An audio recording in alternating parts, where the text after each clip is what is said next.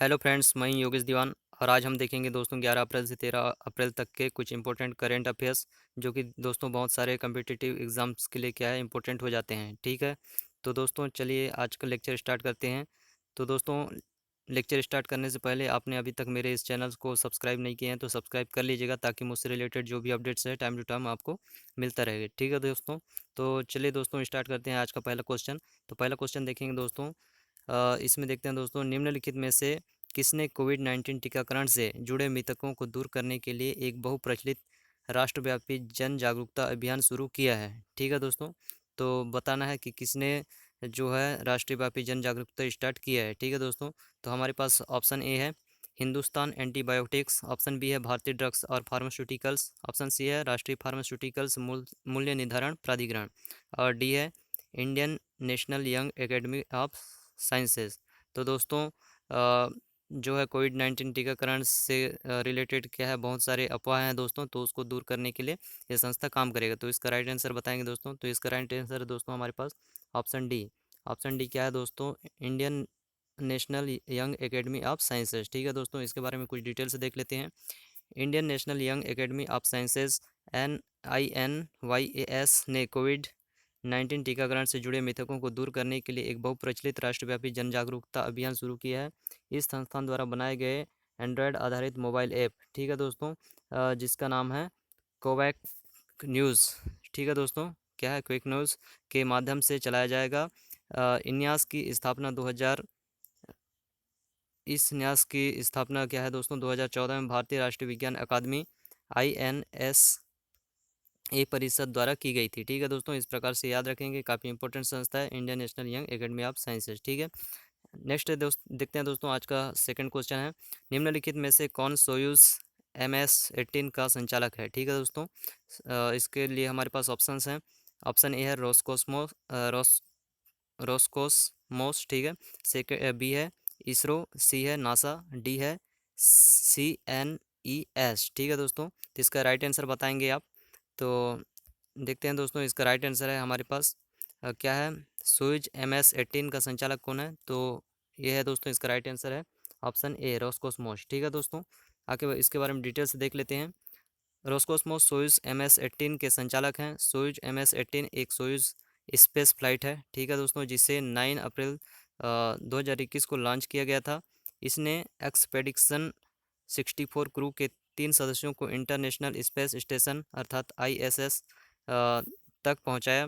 इसे कजाकिस्तान के एक स्पेस पोर्ट के अंतर्राष्ट्रीय अंतरिक्ष स्टेशन ISS में लॉन्च किया गया था। ठीक है दोस्तों, तो कहाँ लॉन्च किया गया था दोस्तों? इसको कजाकिस्तान में। और रोस्कोसमोस कहाँ का स्पेस एजेंसी है दोस्तों? ये है रूस का। ठीक है, याद रखेंगे। जो है सोयूज MS एक सोयूज स्पेस फ्लाइट है। ठीक है दोस्तों, इस प्रकार से जिसको 9 अप्रैल 2021 में लॉन्च किया गया था। याद रखेंगे, काफ़ी इंपॉर्टेंट है। ठीक है दोस्तों, नेक्स्ट क्वेश्चन देखते हैं हमारा आज का। क्वेश्चन थर्ड है निम्नलिखित में से किसने दुनिया का पहला माइक्रो सेंसर आधारित विस्फोटक ट्रेस डिटेक्टर विकसित किया है। ठीक है दोस्तों, इसका राइट आंसर बताएंगे, जो कि क्या है माइक्रो सेंसर आधारित विस्फोटक ट्रेस डिटेक्टर विकसित किया है। ठीक है दोस्तों, तो इसका ऑप्शन है दोस्तों। ऑप्शन ए है इनो इनोविज़न, जिसका फुल फॉर्म है इंटरसेप्टर टेक्नोलॉजी प्राइवेट लिमिटेड। ठीक है दोस्तों, सेकंड है नैनो स्निप टेक्नोलॉजीज़, सी है मेट फ्लक्स रिसर्च, और डी है दोस्तों nano snip technologies private limited. ठीक है दोस्तों, तो इसका राइट आंसर बताएंगे दोस्तों। इसका राइट आंसर हमारे पास ऑप्शन बी क्या है, नैनो स्निप टेक्नोलॉजीज़। ठीक है दोस्तों, इसके डिटेल्स देख लेते हैं। केंद्रीय शिक्षा मंत्री रमेश पोखरियाल निशंक ने नैनो स्निप टेक्नोलॉजीज़ एक IIT बॉम्बे इंक्यूबेटेड स्टार्टअप द्वारा विकसित दुनिया का पहला माइक्रो सेंसर आधारित विस्फोटक trace detector ETD nano sniper launch किया। यह डिवाइस 10 सेकंड से भी कम समय में विस्फोटक का पता लगा सकता है। ठीक है दोस्तों, यह विभिन्न वर्गों में विस्फोटकों की पहचान और वर्गीकरण भी करता है। ठीक है दोस्तों, इस प्रकार से क्या है इम्पोर्टेंट है, क्या है विस्फोटक जो भी हैं उनका पता लगाने के लिए नैनो स्नीपर का लॉन्च किया गया है। ठीक है दोस्तों, नेक्स्ट देखते हैं हमारे आज का फोर्थ क्वेश्चन है किस मंत्रालय ने सार्थक कार्यक्रम शुरू किया है। ठीक है दोस्तों, तो ऑप्शंस हैं। ऑप्शन ए है कृषि और किसान कल्याण मंत्रालय, ऑप्शन बी है वित्त मंत्रालय, ऑप्शन सी है रक्षा मंत्रालय, और ऑप्शन डी है शिक्षा मंत्रालय। ठीक है दोस्तों, तो राइट आंसर बताएंगे दोस्तों, इसका किस मंत्रालय ने सार्थक कार्यक्रम शुरू किया था। तो इसका राइट आंसर है दोस्तों ऑप्शन डी। ठीक है दोस्तों, option D is right answer. क्या है दोस्तों, डिटेल्स देख लेते हैं। हाल ही में शिक्षा मंत्री द्वारा सार्थक, ठीक है दोस्तों, नामक एक दिशा निर्देशात्मक और विचारोत्तेजक योजना जारी की गई है। राष्ट्रीय शिक्षा नीति अर्थात नेशनल एजुकेशन पॉलिसी 2020 के लक्ष्यों एवं उद्देश्यों के अनुसरण में और राज्यों एवं केंद्र शासित प्रदेशों को इस कार्य में सहायता करने हेतु गुणवत्तापूर्ण शिक्षा के माध्यम से छात्रों और शिक्षकों की समग्र उन्नति अर्थात सार्थक योजना शुरू की गई है। ठीक है दोस्तों, इसका क्या है फुल फॉर्म, छात्रों और शिक्षकों की समग्र उन्नति। ठीक है दोस्तों, तो काफ़ी इम्पोर्टेंट है दोस्तों सार्थक जो है, तो याद रखेंगे किसके अंतर्गत आता है, शिक्षा मंत्रालय के अंतर्गत आता है। ठीक है, तो नेक्स्ट क्वेश्चन देखेंगे दोस्तों आज का हमारा, अफ्रीकी स्वाइन फीवर खालिस्तान में फैलता है। ठीक है दोस्तों, तो इसका राइट आंसर बताना है किस में फैलता है। अफ्रीकी स्वाइन फ्लू काफ़ी डेंजर बीमारी है, तो इसका ऑप्शन है दोस्तों, ऑप्शन ए है जानवर से मनुष्य में फैलता है, ऑप्शन बी है जानवर से जानवरों, ठीक है दोस्तों, सी है मनुष्य से जानवर, डी है मनुष्य से पक्षी। ठीक है दोस्तों, तो इसका राइट आंसर बताएंगे दोस्तों। इसका राइट आंसर है तो दोस्तों जानवरों से जानवर। तो दोस्तों अफ्रीकी स्वाइन फीवर है किस में फैलता है, जानवर से जानवर में फैलता है। इसका डिटेल से देख लेते हैं दोस्तों। अफ्रीकी स्वाइन फीवर ASF एक अत्यधिक संक्रामक और घातक पशु रोग है। ठीक है, जो घरेलू और जंगली सुअरों को संक्रमित करता है। ठीक है दोस्तों, खासकर इस किस में होता है, जो है घरेलू और जंगली सुअरों में फैलता है। ठीक है दोस्तों, इसके संक्रमण से सुअर एक प्रकार की तीव्र रक्तस्रावी बुखार से पीड़ित हो जाते हैं। ठीक है दोस्तों, रक्त आने लगता है। ठीक है, अफ्रीकी स्वाइन फीवर से मस्तिष्क के लिए खतरा नहीं होता, क्योंकि यह केवल मनुष्य के लिए खतरा नहीं होता, क्योंकि यह केवल जानवरों से जानवरों में फैलता है। हाल ही में मिजोरम के लुंगलेई जिले में संदिग्ध अफ्रीकी स्वाइन फीवर के प्रकोप से 276 घरेलू सुअरों की मौत हो गई। ठीक है दोस्तों, काफ़ी इम्पोर्टेंट बन जाता है इंडिया के लिए। क्या है, मिजोरम जिले में 276 घरेलू सुअरों की इससे मौत हो गई। क्या कैसी बीमारी है, संक्रामक बीमारी है, याद रखेंगे, काफ़ी इंपॉर्टेंट है। ठीक है, नेक्स्ट देखेंगे दोस्तों हमारा आज का छठवां क्वेश्चन है, हाल ही में नौकायन के लिए Khelo India state centre for excellence India का उद्घाटन कहाँ किया गया था। ठीक है दोस्तों, तो इसका राइट आंसर बताएंगे दोस्तों, खेलो India state centre for excellence India का उद्घाटन कहाँ किया गया है। तो दोस्तों ऑप्शन ए है बेंगलोर, ऑप्शन बी है चंडीगढ़, ऑप्शन सी है इंदौर और ऑप्शन डी है श्रीनगर। ठीक है दोस्तों, इसका राइट आंसर बताएंगे। तो इसका राइट आंसर है दोस्तों ऑप्शन डी श्रीनगर। श्रीनगर में क्या है, खेलो India state centre for excellence India का उद्घाटन किया गया था दोस्तों। ठीक है, इसके बारे में डिटेल से देख लेते हैं। केंद्रीय खेल और युवा मामलों के मंत्री श्री किरेन रिजिजू ने 10 अप्रैल 2021 को श्रीनगर में Jammu Kashmir sports council water sports academy में नौकायन के लिए Khelo India state centre for excellence का उद्घाटन किया। ठीक है दोस्तों, किसके लिए था, खासकर नौकायन के लिए था। ठीक है, यह सेंटर जम्मू कश्मीर के 2 KISCE में से एक है। ठीक है दोस्तों, क्या है, खेलो India state centre for excellence में से एक है, जम्मू कश्मीर के में 2 हैं दोस्तों, इसमें से एक है। इसमें से एक जम्मू में तलवारबाजी प्रतियोगिताओं के लिए बनाया गया मौलाना आज़ाद स्टेडियम है। ठीक है दोस्तों, इसमें से एक कहाँ पर है, जम्मू जम्मू में है। ठीक है दोस्तों, जिसमें तलवारबाजी के प्रतियोगिताएं आयोजित किया जाता है। नेक्स्ट क्वेश्चन देखेंगे दोस्तों हमारा आज का 7वां क्वेश्चन है, निम्नलिखित में से किस राज्य सरकार ने उन्नत पुरातन प्रबंधन प्रणाली AAMS का उद्घाटन किया है। ठीक है दोस्तों, तो बताना है दोस्तों उस राज्य का नाम जिसने क्या है उन्नत पुरातन प्रबंधन प्रणाली का उद्घाटन किया है। तो दोस्तों हमारे पास ऑप्शन ए है दोस्तों गोवा, ऑप्शन बी है कर्नाटक, ऑप्शन सी है केरल, ऑप्शन डी है दोस्तों असम। ठीक है, तो इसका राइट आंसर बताएंगे दोस्तों। तो इसका राइट आंसर है ऑप्शन ए। ठीक है दोस्तों, ऑप्शन ए राइट आंसर है। इसके बारे में कुछ डिटेल्स देख लेते हैं दोस्तों। गोवा सरकार ने अभिलेखागार और पुरातत्व निदेशालय ने उन्नत पुरातन प्रबंधन प्रणाली का उद्घाटन किया, जिसमें दावा किया गया कि यह पुरावशेषों के भंडारण के लिए देश में पहली ऐसी प्रणाली थी। उन्नत पुरातन प्रबंधन प्रणाली AAMS सॉफ्टवेयर चालित स्वचालित भंडारण है, जिसका उपयोग विभिन्न वस्तुओं के भंडारण के लिए किया जाता है। ठीक है दोस्तों, इस प्रकार से याद रखेंगे कहाँ पर बनाया गया है, ये है गोवा सरकार के द्वारा बनाया गया है। ठीक है दोस्तों, नेक्स्ट देखते हैं हमारा 8वां क्वेश्चन है आज का, छत्तीसगढ़ वीरानी पुरस्कार के उद्घाटन संस्करण के लिए किसे चुना गया है। ठीक है दोस्तों, तो इसका राइट आंसर बताएंगे दोस्तों। ऑप्शन ए है हेमा दास, ऑप्शन बी है पीटी उषा, ऑप्शन सी है दुती चंद, ऑप्शन डी है अंजू बॉबी जॉर्ज। ठीक है दोस्तों, तो वीरानी पुरस्कार के उद्घाटन संस्करण के लिए किसे चुना गया है? तो इसका राइट आंसर है दोस्तों हमारे पास जो है दुती चंद। ठीक है दोस्तों, इसके बारे में डिटेल से देख लेंगे। भारतीय धावक दुती चंद को छत्तीसगढ़ राज्य सरकार द्वारा छत्तीसगढ़ वीरानी पुरस्कार के उद्घाटन संस्करण के लिए चुना गया है।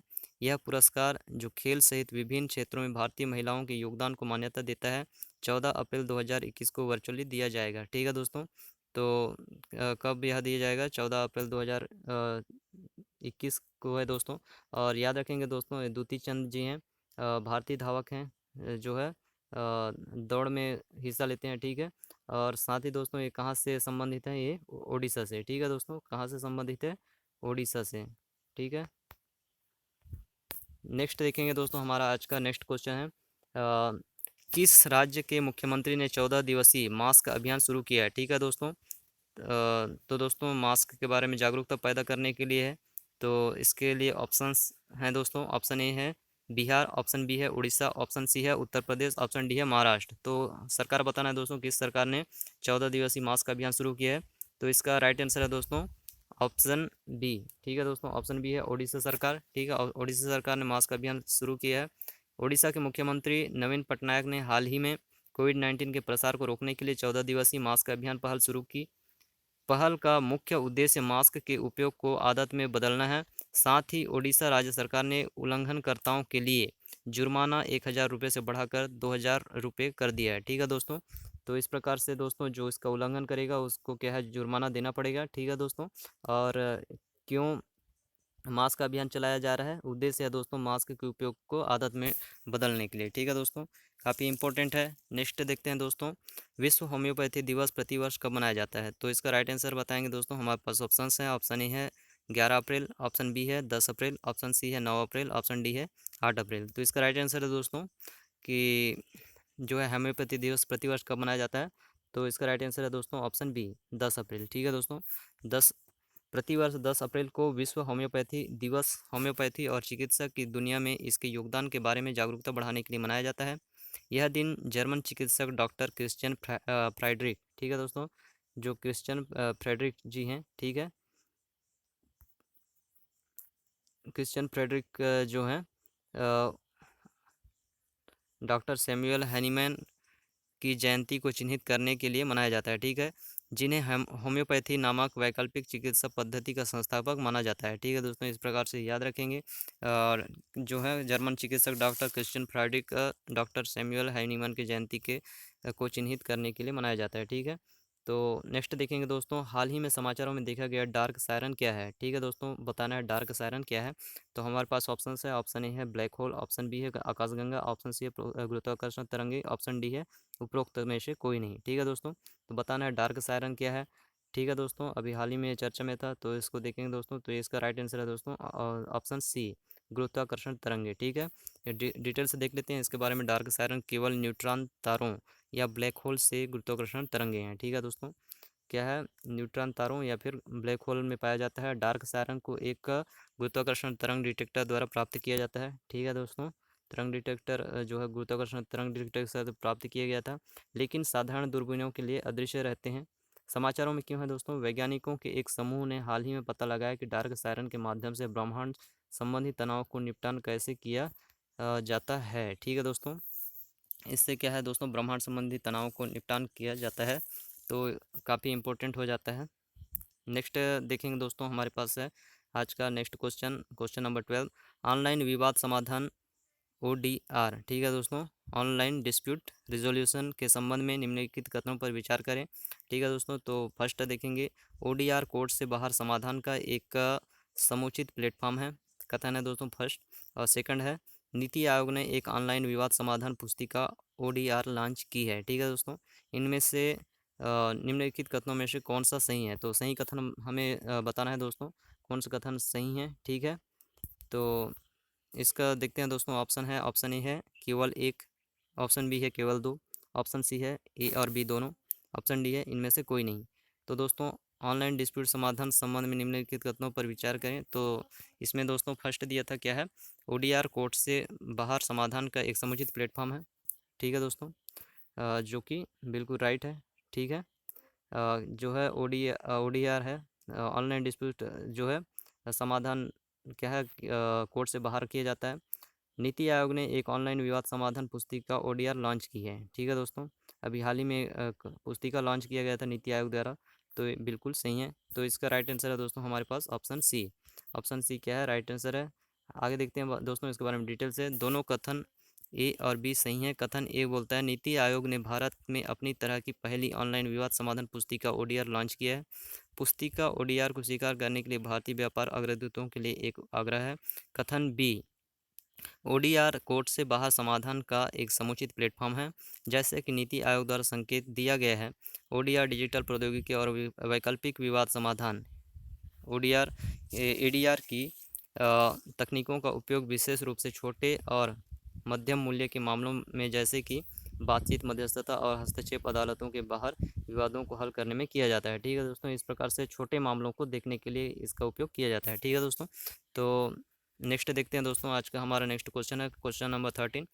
अंतरिक्ष कार्यक्रम के लिए संयुक्त अरब अमीरात की पहली महिला अंतरिक्ष यात्री का नाम क्या है? ठीक है दोस्तों, तो अभी हाल ही में संयुक्त अरब अमीरात जो है पहली महिला अंतरिक्ष यात्री का नाम जो है ओपन किए हुए है। ठीक है दोस्तों, उसका सही नाम बताना है हमें। ऑप्शन ए है अनु सिंह रायस्यान, बी है मरियम अल मंसूरी, सी है नूरा अल काबी, और डी है दोस्तों नौरा अल मतरोशी। ठीक है दोस्तों, इसका राइट आंसर बताएंगे। तो इसका राइट आंसर है दोस्तों ऑप्शन डी, नौरा अल मतरोशी। ठीक है दोस्तों, डिटेल से देख लेते हैं। संयुक्त अरब अमीरात ने अपनी अंतरिक्ष कार्यक्रम के लिए निम्नलिखित 2 अंतरिक्ष यात्रियों को नामित किया है, जिसमें देश की पहली महिला अंतरिक्ष यात्री नौरा अल मतरोशी शामिल हैं। प्रमुख बिंदु हैं दोस्तों, उसको देख लेते हैं क्या है। उन्हें भविष्य के अंतरिक्ष अन्वेषण मिशनों के लिए मोहम्मद अल मुल्ला के रूप में अपने पुरुष समकक्ष के साथ संयुक्त, इसको भी याद रखेंगे दोस्तों क्या है, मोहम्मद अल मुल्ला। ठीक है, ये भी कभी एग्ज़ाम्स में पूछे जा सकते हैं, के रूप में जो है पुरुष समकक्ष कक्षा है उनके, संयुक्त अरब अमीरात की पहली महिला अंतरिक्ष यात्री के रूप में प्रतिष्ठित किया गया है। ठीक है, किन्हें किया गया है दोस्तों? नौरा अल मतरोशी को। ठीक है, यह दोनों टेक्सास के ह्यूस्टन में नासा के जॉनसन स्पेस सेंटर में प्रशिक्षण लेंगे। ठीक है, तो दोस्तों कहाँ पर प्रशिक्षण लेंगे? USA में। ठीक है, यदि वह एक मिशन में भाग लेती हैं और पूरा कर लेती हैं तो वह अंतरिक्ष में पहली अरब महिला बन सकती हैं। ठीक है दोस्तों, काफ़ी इंपॉर्टेंट पर्सनालिटी है। ठीक है, याद रखेंगे नौरा अल मतरोशी। 14वां क्वेश्चन देखते हैं दोस्तों आज का। हाल ही में समाचारों में देखा गया थ्वाइट्स ग्लेशियर कहाँ स्थित है? दोस्तों बताना है थ्वाइट्स ग्लेशियर है कहाँ पर स्थित है। दोस्तों इसमें फर्स्ट क्वेश्चन ऑप्शंस है अंटार्कटिका, ऑप्शन बी है अलास्का, ऑप्शन सी है ग्रीनलैंड, ऑप्शन डी है आइसलैंड। ठीक है दोस्तों, इसका राइट आंसर बताएंगे। तो इसका राइट आंसर है दोस्तों ऑप्शन ए अंटार्कटिका। अंटार्कटिका में क्या है, थ्वाइट्स ग्लेशियर स्थित है। ठीक है दोस्तों, अंटार्कटिका का थ्वाइट्स ग्लेशियर दुनिया का सबसे बड़ा और सबसे खतरनाक ग्लेशियर माना जा रहा है। क्यों माना जा रहा है दोस्तों, उसको आगे देखेंगे। जो पाइन द्वीप खाड़ी में बहते हुए मैरी ब्योर्ड लैंड के वालग्रीन तट पर अमुंडसेन सागर का हिस्सा है। ठीक है दोस्तों, यह अपने व्यापक तेज गति से चलने वाले और 120 वर्षों में तेजी से पिघलने के साथ 120 किलोमीटर चौड़ा है। ठीक है दोस्तों, इसका आकार 1.9 लाख वर्ग किलोमीटर है, इसलिए इसमें विश्व महासागर के स्तर को 1 मीटर से अधिक बढ़ाने के लिए पर्याप्त पानी है। ठीक है दोस्तों, इस प्रकार से आप देख सकते हैं काफ़ी तेज़ी से दोस्तों ग्लेशियर पिघल रहा है। ठीक है, जो कि समुद्र का जो है पानी को बढ़ाने में काफ़ी सक्षम है। इस समाचारों में क्यों है दोस्तों, स्वीडन की यूनिवर्सिटी ऑफ गोथेनबर्ग के विश्लेषक वर्तमान में कह रहे हैं कि अंटार्कटिका के थ्वाइट्स ग्लेशियर के पिघलने से संबंधित भय गर्म पानी की आपूर्ति के कारण पहले से संदिग्ध होने से भी बदतर है। ठीक है दोस्तों, तो काफ़ी इंपॉर्टेंट है दोस्तों, क्या है, काफ़ी खतरनाक स्थिति पैदा कर रहा है ये ग्लेशियर जो है थ्वाइट्स ग्लेशियर। तो याद रखेंगे कहाँ पर स्थित है, अंटार्कटिका में स्थित है दोस्तों। ठीक है, और जो कि पाइन द्वीप खाड़ी में बहते हुए मैरी बियर्ड लैंड के वालग्रीन तट पर अमुंडसेन सागर का हिस्सा है। ठीक है दोस्तों, अमुंडसेन सागर कहाँ है, ये है अंटार्कटिका के पास। ठीक है दोस्तों, नेक्स्ट देखते हैं दोस्तों, हमारा आज का 15वां क्वेश्चन है। हाल ही में किस देश में उष्णकटिबंधीय चक्रवात सरोजा देखा गया है? ठीक है दोस्तों, तो इसका राइट आंसर बताएंगे। अभी हाल ही में आया था सरोजा जो है उष्णकटिबंधीय चक्रवात है। ऑप्शन ए है दोस्तों भारत, ऑप्शन बी है बांग्लादेश, ऑप्शन सी है श्रीलंका, ऑप्शन डी है ऑस्ट्रेलिया। तो इसका राइट आंसर बताएंगे दोस्तों, उष्णकटिबंधीय चक्रवात सरोजा कहाँ देखा गया था। तो इसका राइट आंसर है दोस्तों ऑप्शन डी, ऑस्ट्रेलिया में देखा गया था। ठीक है दोस्तों, डिटेल्स देख लेते हैं। उष्णकटिबंधीय चक्रवात सरोजा जो पश्चिमी ऑस्ट्रेलिया के 1000 किलोमीटर के दायरे में देखा गया है, जो हजारों घरों को क्षतिग्रस्त कर सकता है। ठीक है दोस्तों, चक्रवात के बारे में देख लेते हैं क्या है। यह एक श्रेणी का 3 तूफान था। ठीक है दोस्तों, एक ही श्रेणी का 3 तूफान था, जिसने 170 किलोमीटर प्रति घंटे की रफ्तार से कलबारी शहर के पास समुद्र तट को पार किया। ठीक है दोस्तों, तो काफ़ी जो है स्पीड से आ रहा था दोस्तों। ठीक है, तूफान बाद में एक उष्णकटिबंधीय कम हो गया था। हालांकि दक्षिण पूर्व में तेज हवाएं चलती रहती हैं। ठीक है, निवासियों ने कुचल घरों, गिर गए पेड़ों और बिजली लाइनों को गिरा दिया। ठीक है दोस्तों, काफ़ी सारे घरों को कुचल दिया और बहुत सारे पेड़ गिर गए, बिजली लाइनों को भी गिरा दिया गया। ठीक है दोस्तों, मौसम विशेषज्ञों के अनुसार चक्रवात सरोजा कलबारी और गिराल्टन से तट पर और राज्य के व्हीट बेल्ट में अंतर्देशीय चला गया। ठीक है दोस्तों, तो क्या है देश के अंदर भी प्रवेश कर गया। ठीक है दोस्तों, इस प्रकार से क्या है सरोजा तूफान याद रख सकते हैं कहाँ पर आया था, जो है ऑस्ट्रेलिया में आया था। ठीक है दोस्तों, नेक्स्ट क्वेश्चन देखते हैं, आज का हमारा लास्ट क्वेश्चन है। हाल ही में निम्नलिखित में से किस मंत्रालय के तहत लीलावती पुरस्कार 2020 प्रदान किए गए हैं। ठीक है दोस्तों, तो इसके लिए ऑप्शन है, ऑप्शन ए है दोस्तों आयुष मंत्रालय, ऑप्शन बी है संस्कृति मंत्रालय, ऑप्शन सी है शिक्षा मंत्रालय, ऑप्शन डी है सूचना और प्रसारण मंत्रालय। ठीक है दोस्तों, इसका राइट आंसर बताएंगे। तो लीलावती पुरस्कार 2020 किस मंत्रालय द्वारा प्रदान किया गया है। ठीक है दोस्तों, तो इसका राइट आंसर है दोस्तों ऑप्शन सी, शिक्षा मंत्रालय। इसके बारे में डिटेल्स देख लेते हैं। हाल ही में केंद्रीय शिक्षा मंत्री श्री रमेश पोखरियाल निशंक ने महिला सशक्तिकरण के लिए विजेताओं को AICTE अर्थात all India council for technical education, ठीक है, लीलावती पुरस्कार 2020 प्रदान किया। पुस्तिका के बारे में देखते हैं दोस्तों। क्या है पुस्तिका।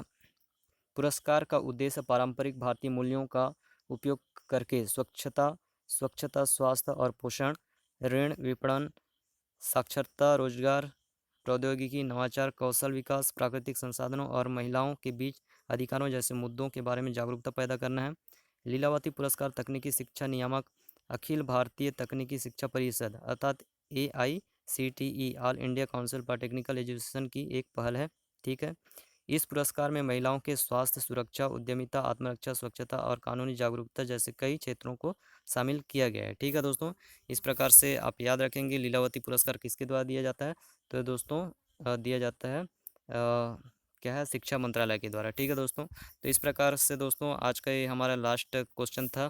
आई होप कि दोस्तों मेरा ये लेक्चर आपको पसंद आया होगा। दोस्तों पसंद आया है तो लाइक शेयर कमेंट करते रहिएगा, और अभी तक आपने मेरे इस चैनल को सब्सक्राइब नहीं किए हैं तो सब्सक्राइब कर लीजिए, ताकि जो भी मुझसे रिलेटेड अपडेट है आपको टाइम टू टाइम मिलता रहे। दोस्तों आज के लिए इतना ही। फिर मिलेंगे नेक्स्ट लेक्चर में। आप सभी को मेरे तरफ से धन्यवाद। जय हिंद।